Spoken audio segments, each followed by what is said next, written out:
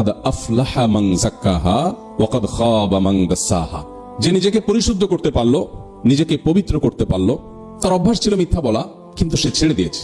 তার ব্যবহার খারাপ ছিল, কিন্তু সে ব্যবহারটাকে ভালো করার চেষ্টা করে সফল হয়েছে, নিজেকে শাসন করেছে।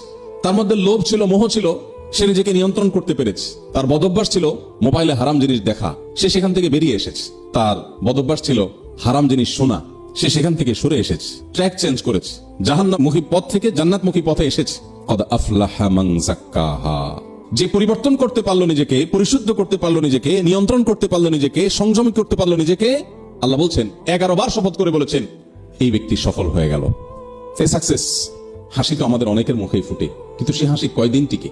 একজন অনেক হাসছে, অনেক খুশি, তার প্রমোশন হয়েছে, বিজনেসের একটা ভালো ডিল সে করতে পেরেছে, অনেক খুশি, মিষ্টি কিনছে, খাবার কিনছে, সবার সঙ্গে শেয়ার করছে, ফেসবুকে শেয়ার করছে, অনেক খুশি। কিন্তু সে জানে না তার ঘাড়ের পেছনে আল্লাহর আরেকটা ফয়সালা অপেক্ষা করছে, যেটা তাকে কাঁদাবে।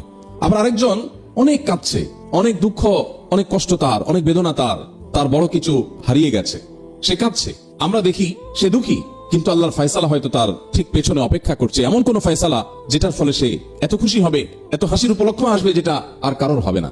আল্লাহ রাব্বুল আলামিনের হিকমা এটা বড় আজীব।